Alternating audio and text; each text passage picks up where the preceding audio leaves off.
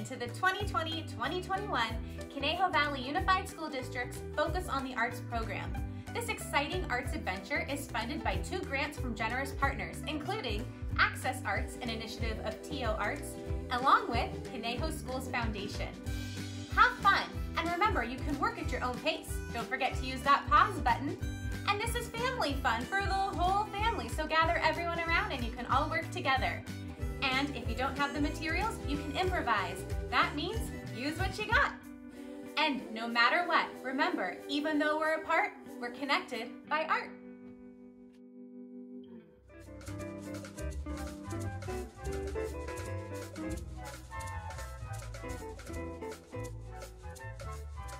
Hi there, artists. I'm Mrs. Walker, and today we're going to take a journey to visit the vibrant and colorful flair of Mary Blair, Disney artist extraordinaire.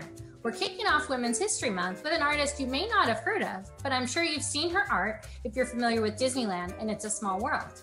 We'll be reading a book about her, learning about her life and her art, and then we will take her inspiration to activate our imaginations and be able to create our very own It's a Small World inspired castle artwork. So come along and let's have a great time.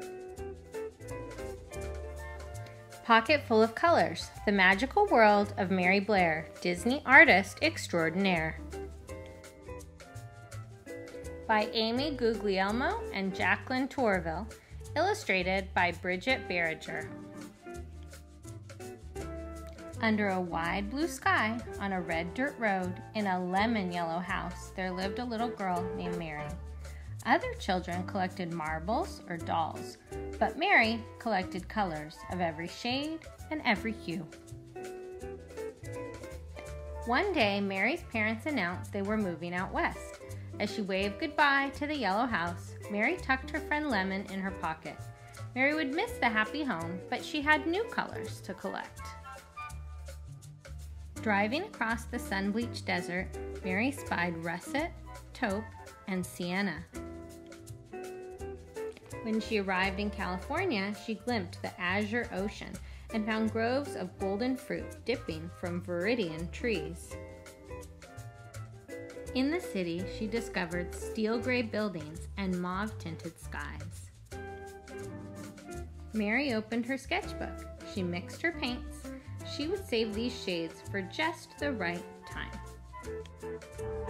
When she was older, Mary went to art school. She met Lee. He showed her rosy pink and blushing red. She kept those colors in her heart. Together, Mary and Lee painted rainbows. But it was the Great Depression, and people were poor. No one was buying rainbows, except one place. Mary landed a job at Walt Disney Studios, one of the first women ever to be hired.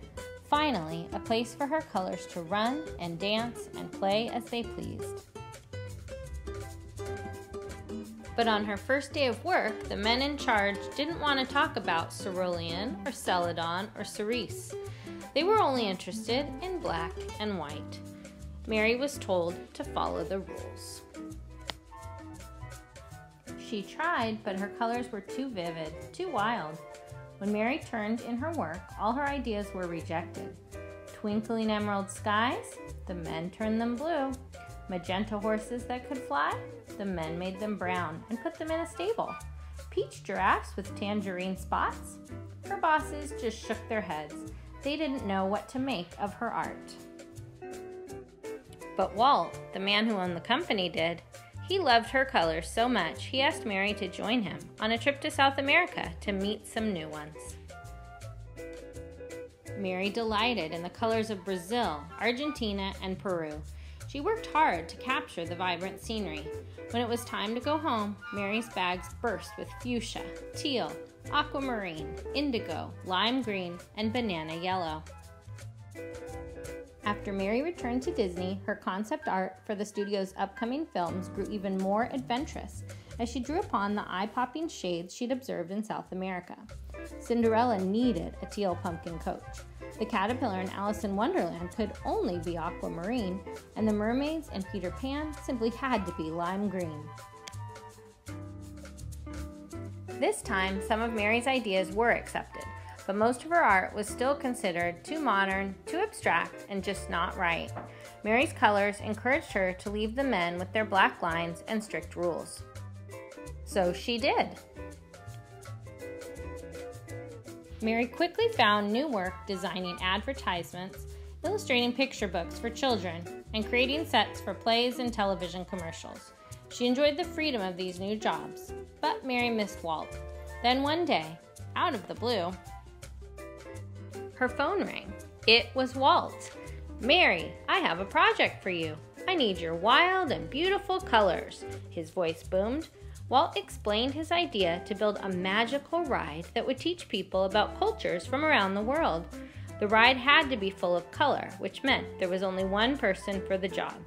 "Mary, you know about colors I've never even heard of before."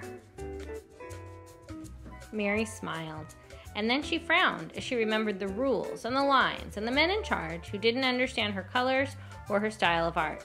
There was only one way to answer. "Yes," said Mary, but her yes came with a condition. This time, Mary wanted to be the one in charge. Walt welcomed her aboard. Mary's paint seemed to sparkle when she hung up the phone. She had never been to places like China or Morocco or Kathmandu, but her colors had. Sitting down to work, she squeezed out dabs of paint.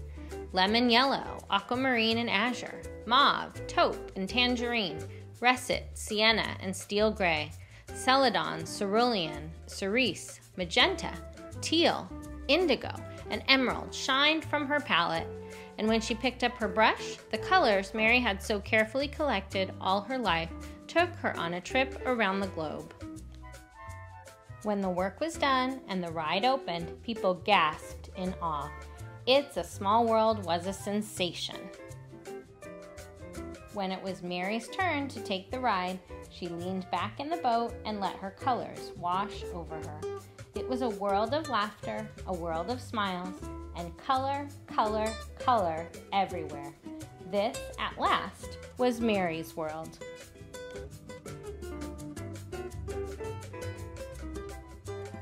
Mary Blair lived from 1911 to 1978. Mary Blair and her husband Lee were both artists. Mary Brown Robinson met Lee Blair in art school. They were both part of the California Watercolor Society and both came to work for Walt Disney. Lee was the color director for Pinocchio and Fantasia. Some fun facts are that Mary Blair grew up in Oklahoma and California. She also had a fraternal twin sister. Walt Disney invited Mary Blair and 15 other Disney employees on a goodwill tour for the United States to South America in 1941. Her experiences on this trip began to bring out the vibrant, colorful style she became most famous for. From 1943 to 1953, Mary Blair worked on many iconic Disney films. Her concept art helped with the look and feel of movies you might know, like Alice in Wonderland, Cinderella, and Peter Pan, as well as many more. Mary Blair left Disney again in 1953. She and her husband lived with their two sons, Donovan and Kevin, in New York, where she worked as a freelance illustrator and graphic designer. Some fun facts are that she illustrated for Golden books. You might have some of these kinds of books at home. She also did artwork for commercials, such as Hanes underwear and different food products. In 1963, Walt reached out again to Mary for the It's a Small World ride. Her design of the facade, with its collection of rectangles and other shapes, weaves together abstract art and a collage of world architecture. Her inspiration and ideas for the colors, the dolls, and the architecture were also enhanced by a team of artists who collaboratively brought this iconic ride and artistic creation to life. It's a Small World debuted at the World's Fair in 1964 in New York. It moved to Disneyland in 1966, and this attraction is at really all of the Disney parks across the world. Let's make our own It's a Small World inspired collages. Go ahead and pause the video if you need to, and go and get your materials. You'll need 3 construction paper sheets that were sent home in your art materials packet, and you need your art supplies from home, including a pencil, some markers, scissors, and a glue stick or glue. Let's start with our construction paper and our scissors. We're going to do some folding and some cutting so that we have some easy squares, rectangles, triangles, and geometric shapes to work with. Choose which color will be your background color. You can use yellow or blue as your background, and the other one will be cutting into strips. In the example here, I used blue. Taking your white paper, we're going to turn it from a rectangle into a square. Fold it up as shown, and then you're going to cut off the strip at the top. Now we'll take our big square, fold it up in half, and then up in half again, and then open it up and we'll fold it so that you make the big square into a grid of small squares. Go ahead and open up that big square now, and you can see all the little squares and even some triangles. Cut it into 4 strips, and then set them aside. Using the thicker strip from the top of your rectangle construction paper and a cup or a water bottle, go ahead and trace a circle onto the white paper and then cut it out. Remember that you can pause this video at any time or go back and watch parts that you need. Now we're going to use our other paper. I'm using yellow because blue's my background, and we're going to fold it up into a grid of squares. Then we're going to take it and cut it into the 4 strips so we have some easy rectangles and easy squares to assemble our castle. As you finish up these strips, remember that you have lots of options to create your castle. There are a million ways and so many shapes that you're going to be able to assemble. I'm going to show you some ways that I did it, but you are the ultimate designer and you should be choosing how you want to do yours. I recommend that you watch how I did it, and then you pause the video and you spend some time creating and moving the shapes around to make your own creative, imaginative, small world castle. Soon, the circle will become kind of like a clock face or a silly face. We'll work on that in a little bit. For now, just start cutting out triangles, rectangles, different squares, move the pieces around, and then move them around some more until you get a design that you like. We're not gluing yet, we're just designing and moving our pieces. You can change your mind and remake it however you'd like. When you're ready, we're going to make our little silly clock face. You can use some paper strips for his nose and forehead, and then your pencil to go ahead and sketch some interesting eyes with eyelashes, a mouth with some cheeks, and other designs. Once you've done it in pencil, you're going to go over it in markers. Remember to use vibrant colors like Mary Blair, and then you can erase your pencil marks. Now it's time to glue. Go ahead and go piece by piece and glue them on. You can change your mind as you go, but make sure that you're keeping your own creative design. Keep on gluing.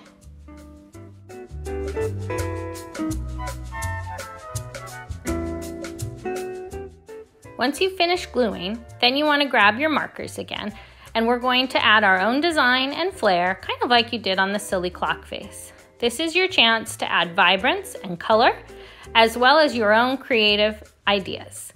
Make swirls, make stars, add shapes, dots, hearts, wavy lines, straight lines, jagged lines, whatever you might like. You might even want to add a flag or two to the top of some of the pyramids. Here are a couple of projects that I did, as well as a painting that I have that has a similar small world castle. If you'd like, you can take some additional inspiration and go ahead and add maybe a sun on there using some of your paper scraps. You could also add stars or even make a moon. You can go ahead and add the details you want because this is your project. Well, we certainly hope that you enjoyed learning a little bit about Mary Blair and doing a lot of creating from the inspiration of the Small World Castle and her vibrant colors. If you have extra scraps, you're welcome to make another castle or create another project entirely from these or any of our projects.